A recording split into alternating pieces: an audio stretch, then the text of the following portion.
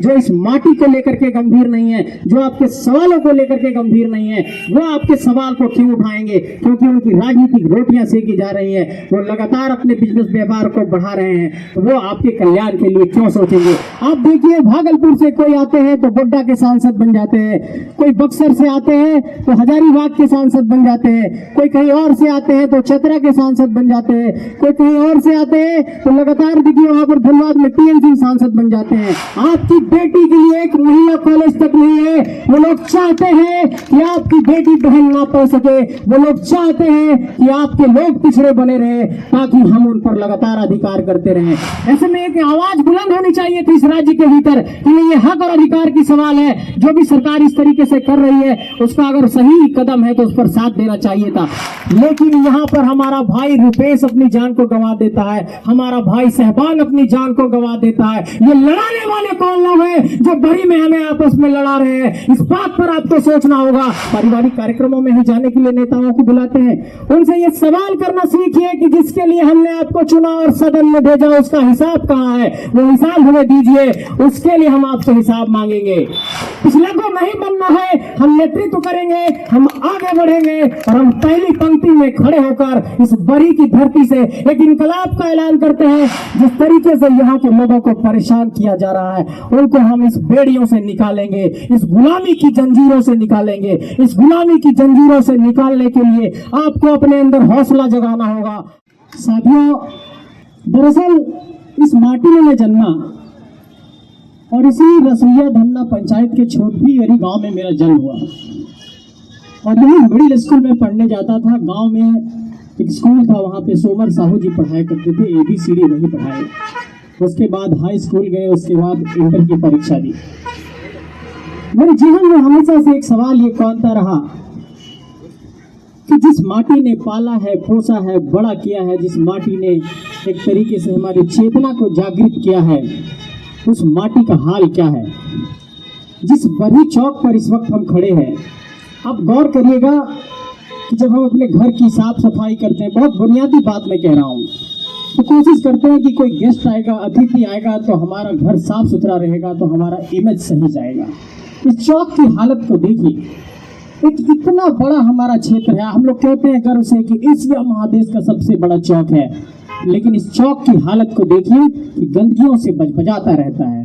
जब यहाँ से लोग गुजरते होंगे और आप कहीं पर जाते होंगे कि मैं बरही का निवासी हूँ, तो क्या इमेज हमारा बनता होगा? हाँ, हम गुजरे थे, चौक की नालियां बजबजा रही थी। ये तय करता है कि आप कितने जागृत हैं, आपकी चेतना कितनी जागृत है। आपके घर की साफ सफाई जैसे आपका व्यक्तित्व को परिलक्षित करता है, ठीक वैसे ही आपके शहर की आबो हवा आपके व्यक्तित्व को परिलक्षित करता है। इन सवालों पर भी सोचना चाहिए। लेकिन ये बहुत बुनियादी सवाल है। लेकिन सबसे पहले जन संवाद यात्रा की आज शुरुआत क्यों हो रही है, ये बात मैं इस पर रखना चाहूंगा। यात्रा के संदर्भ में ये यात्रा क्या है, कहाँ कहाँ जाएगी, इस यात्रा के सवाल क्या हैं, इस यात्रा को लेकर के हम लोग क्या कुछ जनता के बीच कहने वाले हैं। आप देखिए, जन और संवाद का उसमें शब्द जुड़ा हुआ है।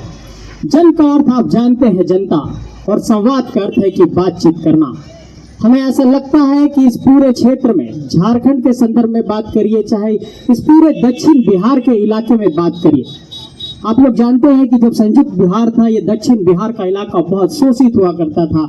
यहाँ के लोग बहुत एक तरीके से पीड़ित थे और शायद इसलिए उस दौर में जब झारखंड आंदोलन अपने चरम पर था तो इस बात की लगातार वकालत की जाती थी कि झारखंड को अलग राज्य का दर्जा मिलना चाहिए। और आप लोगों को याद होगा कि जयपाल सिंह मुंडा इस धरती के एक बहुत बड़े नायक हुए।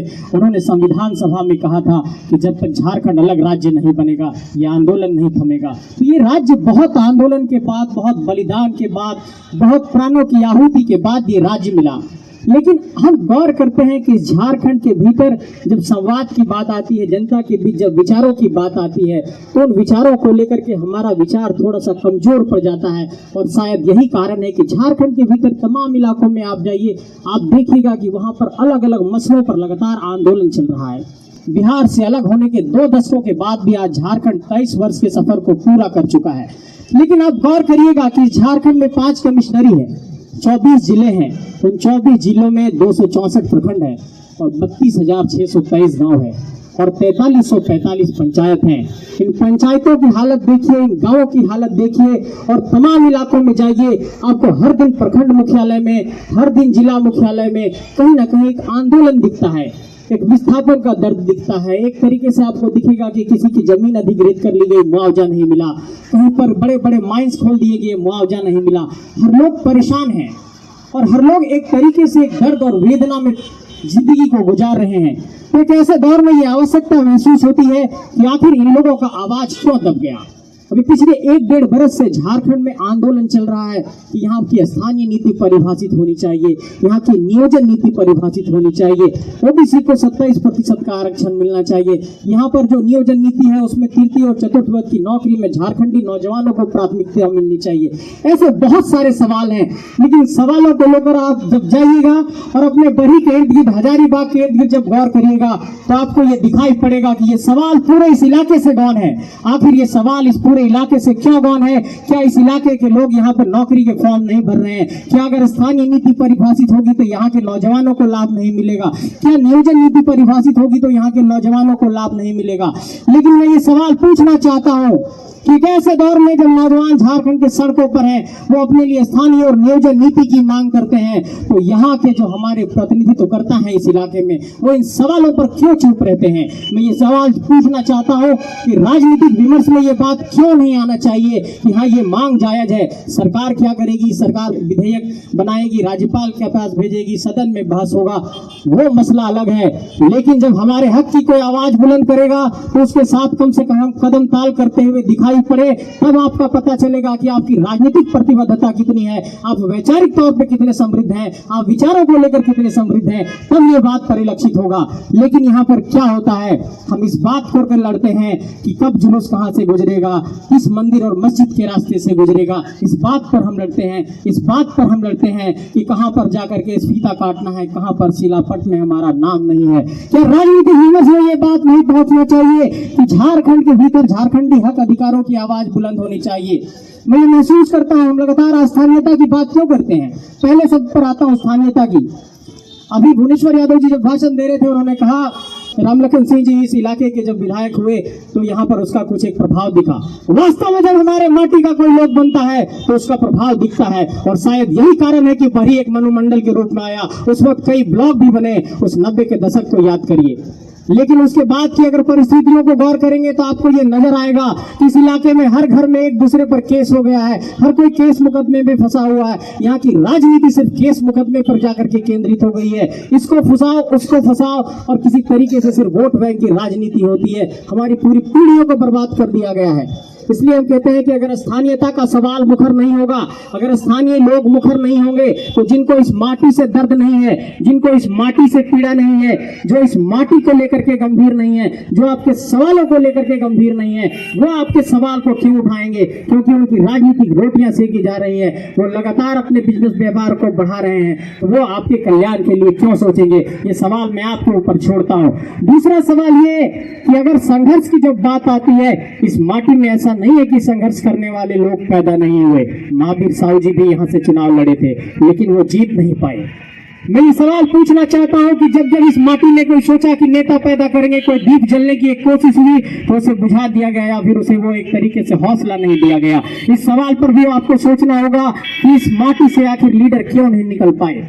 अब एक सवाल और आता है कि अगर झारखंड के इस पूरे 14 लोकसभा में बात करते हैं, जो अभी भुवनेश्वर यादव जी कह रहे थे, आप देखिए भागलपुर से कोई आते हैं तो गोड्डा के सांसद बन जाते हैं, कोई बक्सर से आते हैं तो हजारीबाग के सांसद बन जाते हैं, कोई कहीं और से आते हैं तो चतरा के सांसद बन जाते हैं, कोई कहीं और से आते हैं तो लगातार देखिए वहां पर धनबाद में टीएमसी सांसद बन जाते हैं। हम ये नहीं कहते हैं कि आपको चुनाव लड़ने पर रोक है, लेकिन जब ये माटी हमारी अलग हो गई 15 नवंबर 2000 को, ये झारखंड जब अलग हो गया, तो इस माटी पे पहला अधिकार झारखंडियों का होना चाहिए, पहला अधिकार मूलवासियों का होना चाहिए, पहला अधिकार स्थानीय लोगों का होना चाहिए।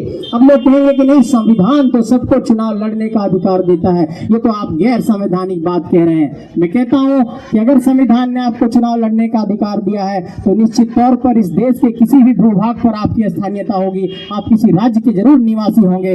अगर आप इस झारखंड राज्य के निवासी हैं तो चुनाव लड़ने में तो कोई रोक है ही नहीं, वो तो हमारे स्थानीय होंगे। लेकिन आप जहाँ के मूल हैं वहां लड़िए। क्या कोई झारखंडी जाकर के बक्सर में लड़ रहा है? क्या अगर कोई झारखंडी जाकर के दूसरे इलाकों में चुनाव लड़ रहा है? क्या कोई बांका में लड़ रहा है? क्या कोई भागलपुर में लड़ रहा है? मैं ये सवाल पूछना चाहता हूँ कि आखिर ऐसी परिस्थितियां क्यों पनप रही है? इस राज्य के भीतर इस तरीके के लोग जब भी कुछ आवाज बुलंद करते हैं, उनकी आवाज को प्राथमिकता नहीं दी जाती है। इसलिए हम संघर्ष की बात कर रहे हैं कि आपको संघर्ष इस माटी से पैदा करना होगा। बिना संघर्ष के रास्ते आप कुछ नहीं कर पाएंगे। तीसरा सवाल हमारा स्वाभिमान का है। देखिए, स्वाभिमान क्या है?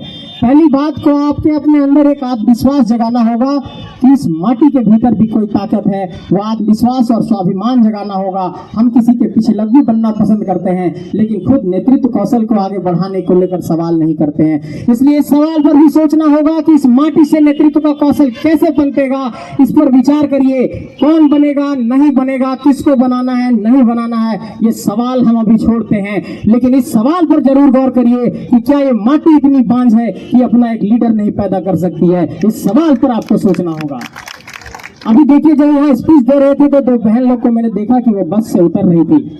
अब आप बात करिए कि क्या कोई बसरिया के पिताजी जो लगातार गरीबी में जिंदगी गुजार रहे होंगे, जो अपने आटा चावल दाल किसी तरीके से खेती बाड़ी करके गुजारा बसर कर रहे होंगे, क्या अपनी बेटी को वो लगातार 70 किलोमीटर रोज हजारीबाग पढ़ने भेज पाएंगे?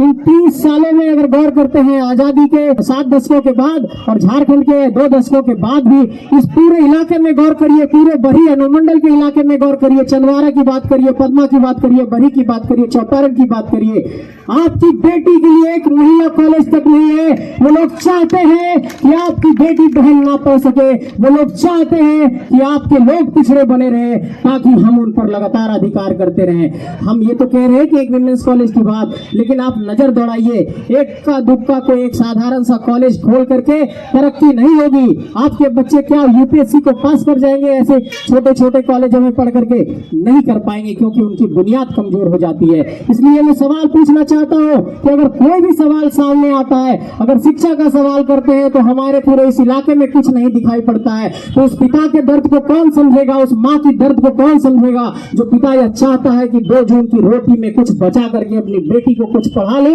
तो उनके लिए पढ़ाने की क्या व्यवस्था है? जो पिता ये चाहते हैं कि अपने बच्चे को पढ़ाएंगे, वो कुछ रुपये बचा करके चाहते हैं कि बच्चे को पढ़ाएंगे, क्या हॉस्टल का खर्चा देने के लिए रोज पैसा है? क्या रोज उनका बच्चा हजारीबाग जा पाएगा? क्या वहाँ हॉस्टल में कॉलेज के बड़े बड़े कॉलेज की वो फीस भर पाएंगे?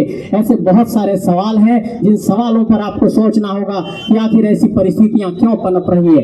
अगर रोजगार की जब बात आती है तो आप देखिए कि इस पूरे इलाके में अभी यहाँ पर मजदूर यूनियन के आदरणीय रामचंद्र साहब जी यहाँ पर हैं। इन्होंने अपने स्पीच में ये कहा कि हम लगभग 150 के आसपास मजदूर हैं टोल प्लाजा में। इनके अधिकार की बात, इनके हक की बात ये लगातार अपने अपने मैनेजमेंट से कह रहे हैं। लेकिन इन्होंने जो एक बात कही, बहुत बड़ी बात कही, उन्होंने मैनेजमेंट पे आरोप लगाया कि जब भी हम आवाज बुलंद करते हैं तो कोई ना कोई एक बिचौलिया आता है और उससे सेट हो जाता है। तो आखिर इन मजदूरों का आवाज कौन बुलंद करेगा? क्या ऐसे हमारे गर्ज लोग जो इस माटी के लोग हैं, जो लगातार यहाँ पर 10 सालों से नौकरी कर रहे हैं और जो 10-12 हजार की नौकरी करते हैं, वो सिर्फ ये बात कहते हैं कि हमारी सैलरी में 2-4-5 हजार रुपए बढ़ाओ, और सो भी वो श्रम कानूनों के तहत बात करते हैं। वो अपना एक तरीके से मजदूर यूनियन बनाते हैं, कानून के तहत वो जाते हैं, लेकिन उनकी बात नहीं सुनी जाती है। तो माटी के ऐसे दर्द जो है उसको कौन सुनेगा? उसको आवाज कौन देगा? इन सवालों पर भी गौर करना पड़ेगा। ये तो हो गई मजदूर की बात, ये तो हो गई हमारे नौजवानों की बात, ये तो बात हो गई शिक्षा की। लेकिन अगर एजुकेशन के बाद हम अगर हेल्थ पे आते हैं तो आप देख लीजिए कि यहाँ पर हमारे क्या जो जितने सारे हॉस्पिटल्स हैं अलग अलग इलाकों में, वहाँ डॉक्टर्स बैठ रहे हैं क्या? तो आप कहेंगे कि नहीं, ये तो सरकार की गलती है। लेकिन क्या ये यहाँ के जो जनप्रतिनिधि हैं उनका ये उत्तरदायित्व तो नहीं है कि इस इलाके में अगर डॉक्टर्स नहीं बैठ रहे हैं कहीं पे तो उसका जवाब कौन देगा? तो ऐसे बहुत सारे सवाल हैं जिन सवालों पर गौर करने की जरूरत है। एक बात और मैं बताना चाहता हूँ कि झारखंड के भीतर हमेशा एक बात ये ध्यान देने की कोशिश करिए कि हमारा जो इतिहास है बहुत गौरवशाली रहा है। हम लोग जानते हैं कि ये छोटा नागपुर का इलाका बहुत समृद्ध रहा है, और जब झारखंड के इतिहास में जाएंगे तो बहुत सारे ऐसे महापुरुष हैं, नीलांबर पीताम्बर है, तेलंगा कड़िया है, रोनिया झुनिया है, तिलका मांझी है, टिकैत उमरावसी है, अशेख भिखारी है, तो आप देखेंगे कि ठाकुर विश्वनाथ सहदेव है। ऐसे बहुत सारे लोग हैं इस माटी के लोग जिनको हम आदर्श बना सकते हैं, जिनको हम पढ़ सकते हैं, जिनको जान सकते हैं, जिन्होंने इस माटी के लिए बहुत कुछ किया है। अब झारखंड में एक और लगातार सवाल जिस पर लगातार अभी जब हम लोगों ने आंदोलन शुरू किया तो यहाँ के कई नौजवानों ने कहा कि जो झारखंड की जो 60-40 की नियोजन नीति है उस पर आप लोग क्यों नहीं कुछ बोल रहे हैं। लेकिन मैं उन सबको ये कहना चाहता हूँ कि लगातार इस आंदोलन में मैं साथ था और रांची के भी आंदोलन में भी साथ था। अब देखिए, आपको एक बात ये बताना चाहता हूँ कि झारखंड में इस वक्त जो 4 सबसे बड़े मुद्दे रहे और उस पर क्या हुआ, और अगर हमारे पास स्थानीय प्रतिनिधित्व होता तो निश्चित तौर पर उस पर एक आवाज बुलंद होती। मैं आपको एक साधारण सी बात समझाने की कोशिश कर रहा हूँ। झारखंड में 81 विधानसभा क्षेत्र है, 81 विधायक सदन के अंदर बैठते हैं। उसमें कितने लोग झारखंड के नहीं है, कितने लोग झारखंड के हैं, आप उसका आकलन करिएगा। लेकिन झारखंड के भीतर यहाँ की सरकार ने एक विधेयक वहाँ पर पारित किया और सदन को भेजा कि झारखंड के नौकरी में यहाँ पर प्राथमिकता हम देना चाहते हैं यहाँ के नौजवानों को। उसके बाद सरकार ने 60-40 की एक नियोजन नीति बनाई, जिसके बाद यहाँ पर एक विरोध का जन्म हुआ। इससे ठीक पहले जब रघुवर दास की सरकार थी तो उन्होंने 1985 के आधार पर स्थानीय नीति बनाया था और झारखंड को 13 और 11 जिलों में बांटा था। उस पर भी एक विवाद हुआ था। लेकिन आप गौर करिएगा कि झारखंड के स्थानीय नीति के आंदोलन को लेकर, छात्रों के आंदोलन को लेकर के लगातार इस इलाके में एक भी कोई सुगबुगाहट नहीं दिखाई दी। मैं ये पूछना चाहता हूं कि क्या हमारी राजनीतिक चेतना इतनी शिथिल हो गई है कि हम इस विषय पर भी नहीं सोच सकते हैं कि हम अपने अधिकारों के लिए भी कोई बात ना कर सके। झारखंड का एक बहुत बड़ा मसला था जो अभी भी बना हुआ है स्थानीय नीति को लेकर के। देखिए, कई इलाकों में ये बात आती है कि स्थानीय नीति परिभाषित होनी चाहिए, उसका खतियान आधार होना चाहिए, 1932 के आधार पर होना चाहिए, अंतिम सर्वे के आधार पर होना चाहिए, 1964 के आधार पर होना चाहिए। लेकिन इस सरकार ने 1932 के खतियान के आधार पर एक विधेयक भेजा और उसे बोला कि इसे 9वीं अनुसूची में शामिल करिए। 9वीं अनुसूची संविधान का एक ऐसा अनुसूची है जिसको आप कोर्ट में चैलेंज नहीं कर सकते हैं। वो एक तरीके से अधर में लटका पड़ा है। उसके बाद आप झारखंड के अगर ओबीसी रिजर्वेशन के विधेयक की बात करिएगा, झारखंड सरकार ने उसे 14% से 27% करने को लेकर के आपको भेज दिया राज्यपाल के पास। राज्यपाल ने उसे वापस कर दिया। मैं ये पूछना चाहता हूं कि अगर ऐसे लगातार जो झारखंड के जनता के हक और अधिकार के संदर्भ में जो सवाल है, जो विधेयक है, तो सदन से जाकर के राज्यपाल के पास पहुंचता है लेकिन वहां से वो वापस हो जाता है। ऐसे में एक आवाज बुलंद होनी चाहिए थी इस राज्य के भीतर कि ये हक और अधिकार की सवाल है। जो भी सरकार इस तरीके से कर रही है उसका अगर सही कदम है तो उस पर साथ देना चाहिए था। लेकिन आप गौर करिए कि क्या आपके इलाके से ऐसी कोई आवाज गई है, क्या आपके इलाके से कोई ऐसी आवाज उठी है। और सिर्फ बड़ी विधानसभा नहीं, इस पूरे इलाके की मैं बात कर रहा हूँ, पूरे हजारीबाग में इलाके की बात कर रहा हूँ। रामगढ़ तक तो थोड़ा आवाज दिखाई पड़ता है, लेकिन जैसे भी आप चरी मांडू तक आएंगे उसके बाद हजारीबाग में आपको लगेगा कि ये आवाज यहाँ पर नहीं सुनाई पड़ रहा है। इसलिए लगातार इस विषय पर हम लोग चाहते हैं कि झारखंड के भीतर स्थानीय मसलों पर हम लगातार राय रख सके और झारखंड के लोगों के बीच जाकर के हम ये कह सके कि ये हमारे हक अधिकार का सवाल है। इन सवालों पर आपको गौर करना होगा। अब इस जनसंवाद यात्रा के बारे में और संक्षेप से बताता हूँ कि हम लगभग 200 नुक्कड़ सभा इस पूरे इलाके में करेंगे। हमारे पास संसाधन कम है, हम धनतंत्र के खिलाफ लड़ना चाहते हैं, हम जनता के साथ लड़ना चाहते हैं, जनता के बीच रह करके लड़ना चाहते हैं, जनता के बीच जाएंगे। इसलिए बहुत बड़ा कोई हम लोग लाव लश्कर लेकर के ना चलना चाहते हैं और ना हमारी वैसी कोई मनोदशा है और ना उसके लिए हम सक्षम हैं। इसलिए हम जनता के बीच ऐसे ही छोटे छोटे कार्यक्रम करेंगे और इस पूरे इलाके में जाकर के, चाहे वो हजारीबाग हो, चाहे रामगढ़ हो, चाहे मांडू हो, चाहे इचाक हो, चाहे वो बरी हो, कोडरमा हो, चतरा हो, इन तमाम इलाकों में हम लोग जाएंगे और इलाकों में जाकर के हम लोग इस बात को बुलंद करेंगे कि इस माटी से लीडर पैदा करने के लिए, इस माटी से नेतृत्व कौशल को पैदा करने के लिए आपको है सो आप जागना होगा। एक बहुत बड़ा सवाल मैं ये पूछना चाहता हूं और भी लोगों से। अभी जब मैं कल बसरिया के एक जग कार्यक्रम में गया था, मुनीश्वर भैया भी साथ थे, वहां पर मैंने देखा कि जब वहां से यज्ञ गुजर रहा था तो सामने से एक मुसलमान का घर था और उन्होंने बाल्टी से पानी ला करके वहां पर रास्ते में डाला कि जो कलश में लेकर के बहन लोग जा रही है उनका पांव ना जले। ये हमारी विरासत रही है कि हम भाईचारे के साथ रहे हमेशा। लेकिन यहाँ पर हमारा भाई रुपेश अपनी जान को गंवा देता है, हमारा भाई सहबान अपनी जान को गंवा देता है। ये लड़ाने वाले कौन लोग हैं जो बड़ी में हमें आपस में लड़ा रहे हैं? इस बात पर आपको सोचना होगा। उस माँ की जो कोख सुनी हुई है, चाहे रुपेश की माँ की कोख सुनी हुई हो, चाहे सहबान की माँ की कोख सुनी हुई हो, ये कोख किसने सुना किया? इस सवाल पर भी सोचिएगा। ये नफरत की राजनीति कौन कर रहा है? इस सवाल पर भी सोचिएगा।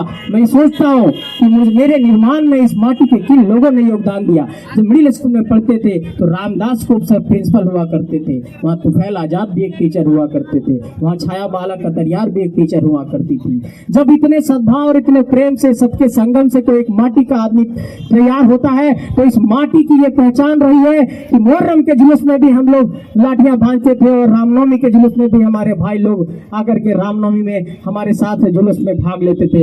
लेकिन ऐसी परिस्थितियां क्यों पनप रही है कि हम आपस में लड़ने लगे हैं, हम आपस में जान लेने पर उतारू हो गए हैं? इन सवालों पर भी आपको सोचना होगा और उन लोगों से भी ये पूछना चाहते हैं कि 90 के दशक में जब यशवंत सिन्हा जी सदन में ये सवाल करते थे कि हजारीबाग में रामनवमी का जुलूस क्या होगा, तो हमको लगता था कि हमारे श्री राम के प्रति वो कितने चिंतित है। और सच्ची में अगर आप मानिएगा कि श्री राम का जब जीवन पढ़िएगा तो कितना आदर सद्भाव प्रेम से उनका जीवन भरा पड़ा है। लेकिन हम ये कहना चाहते हैं कि धर्म तो हम जरूर अपनाएंगे जीवन में, लेकिन धर्म के अलावा हमें बेहतर रोटी भी चाहिए, बेहतर शिक्षा भी चाहिए, बेहतर रोजगार भी चाहिए। इन सवालों पर भी गौर करिए। और हमारे जो सांसद हैं इस वक्त वो हार्वर्ड में पढ़े हैं। मेरी बड़ी उम्मीद थी उनसे, मैंने कई बार उनसे डिबेट करने की कोशिश की, कई बार उनसे मिलने की कोशिश की, लेकिन वो मिले नहीं। मेरी बड़ी उम्मीद थी कि वो हार्वर्ड यूनिवर्सिटी से पढ़ के आए हैं तो इस इलाके के लिए कुछ बेहतर करेंगे। लेकिन आप गौर करिए, जो 90 के दशक में सवाल होता था कि जुलूस किस रास्ते से जाएगा, वही सवाल आज के दौर में भी सदन में हो रहा है कि जुलूस किस रास्ते से जाएगा। जैसे अभी कह रहे थे कि क्या सिर्फ हम लोग छठी और पारिवारिक कार्यक्रमों में ही जाने के लिए नेताओं को बुलाते हैं। उनसे ये सवाल करना सीखिए कि जिसके लिए हमने आपको चुना और सदन में भेजा उसका हिसाब कहाँ है, वो हिसाब हमें दीजिए, उसके लिए हम आपसे हिसाब मांगेंगे। और ये जो हम लोग लड़ रहे हैं इस लड़ाई को त्यागिए। आपसी प्रेम और सद्भाव कैसे बना रह सकता है, कोई माटी का लीडर कैसे पैदा हो सकता है, इस माटी में कैसे वो उपजाऊ नेता पैदा हो सकता है, इन सवालों पर सोचिए। और एक सवाल और आपको कहना चाहता हूं कि हमारे साइकोलॉजी पर, हमारे जब आप मनोविज्ञान पर बात करिएगा तो आपको लगेगा कि एक तरीके से मानसिक गुलामी में हमें जकड़ा जाता है, जिसके कारण से आप ये सोच नहीं पाते हैं कि आप लीडर बन सकते हैं। जैसे कोई अगर लड़का एक्टिव हुआ, अरे अशोकवा नेता बन रही लीडर रे, इस तरह की बातें कही जाती हैं। अरे सुरेश नेता बन रही तू दर्द देख रही है बहुत, इस तरह की जो बातें कही जाती है हमारे चेतना को एक तरीके से ये बताया जाता है कि तुम नेता बनने लायक नहीं हो, तुम हमारे पिछलग्गू बन करके रहोगे। पिछलग्गू नहीं बनना है, हम नेतृत्व करेंगे, हम आगे बढ़ेंगे और हम पहली पंक्ति में खड़े होकर इस बरी की धरती से एक इनकलाब का ऐलान करते हैं। और यह ऐलान करते हैं कि बरी के हर नौजवान जाग जाओ, बरी के हर भैया जाग जाइए, बरी के हर माता पिता अभिभावक लोग जाग जाइए।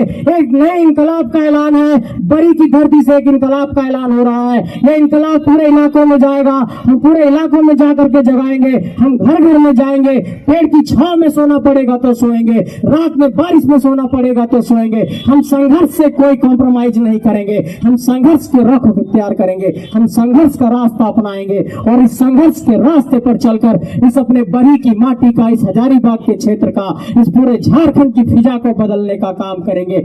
आइए इस पूरे बरी की धरती से मिलकर हम एक संकल्प लेते हैं और एक तरीके से इस धरती की कसम खाते हैं कि इस माटी को जो गुलामी में जकड़ा गया है, इस माटी को जिस तरीके से एक वैचारिक गुलामी में जकड़ लिया गया है, जिस तरीके से यहाँ के लोगों को बर्बाद किया जा रहा है, जिस तरीके से यहाँ के लोगों को परेशान किया जा रहा है, उनको हम इस बेड़ियों से निकालेंगे, इस गुलामी की जंजीरों से निकालेंगे। इस गुलामी की जंजीरों से निकालने के लिए आपको अपने अंदर हौसला जगाना होगा, आपको लड़ने के लिए, त्याग के लिए, बलिदान के लिए तैयार करना होगा। सत्ता यूं ही हाथों में नहीं आती है, सत्ता के लिए त्याग भी करना पड़ता है। अगर हम लोगों को त्याग भी करना पड़े इस माटी के लिए तो उसके लिए भी तैयार है, लेकिन हम कदम पीछे नहीं हटाएंगे। इस बात का हम ऐलान करते हैं, इस बात का संकल्प आपको देते हैं कि इस माटी के लिए जो कुछ भी करना होगा। और इसलिए, क्योंकि मुझे गर्व इसलिए भी फील होता है और इसलिए गौरवान्वित फील करता हूँ कि इस माटी ने बहुत कुछ मुझे दिया है। तो इसलिए कोई माटी जब आपको पालती पोसती है, बड़ा करती है, आपको शिक्षा देती है, तो उसके प्रति आपका कोई कर्ज होता है। इस कर्ज को आपको उतारना होगा।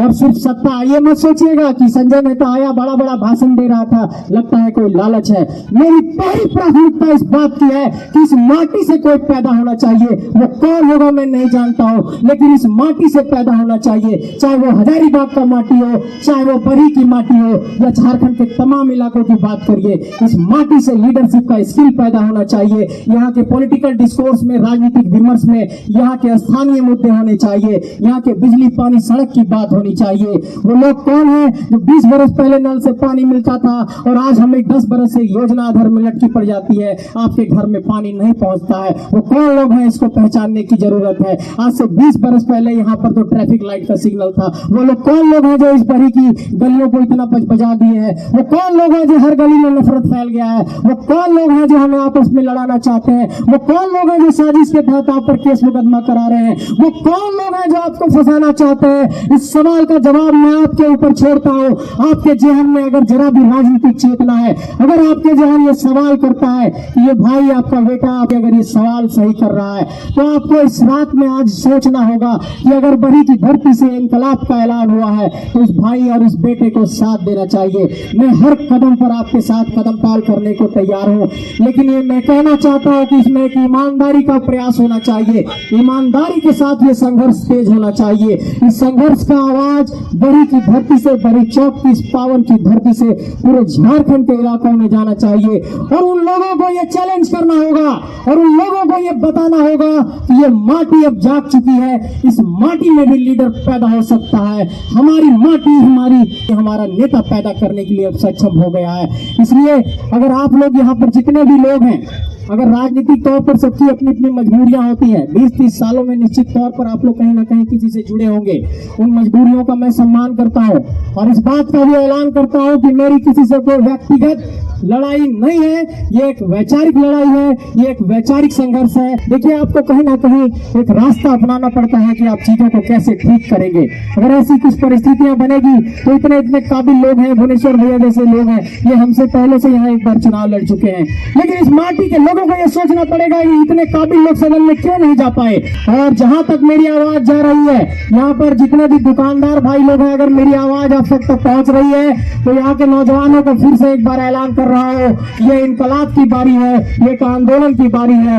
बरी की धरती से एक नए इनकलाब का ऐलान हो रहा है। इस इनकलाब में आपका साथ चाहिए। अगर साथ नहीं चल पाएंगे तो सिर्फ मोरल सपोर्ट दे दीजिएगा कि संजय हम आपके साथ हैं, भैया हम आपके साथ हैं, भुवनेश्वर भैया आपके साथ हैं। सिर्फ इतना आवाज लगा दीजिएगा, हमें हौसला मिल जाएगा और हम इस आवाज को लेकर के पूरे इलाके में जाएंगे कि बरी की धरती से हम एक नया ऐलान कर रहे हैं और जाकर के हजारीबाग और तमाम इलाकों में इस बात को फैलाएंगे। हमारे नौजवानों को जो शराब और दारू में पूरे तरीके से बर्बाद करने की एक चाल चली है, चुनाव आया, कुछ पैसे दो, कुछ शराब दो, कुछ मांस दो, वोट लो, रैली में खरीदो, 500 का पेट्रोल दो, यही यहाँ की राजनीतिक परिपाटी बन गई है। इस परिपाटी को बदलना होगा, इस परंपरा को बदलना होगा।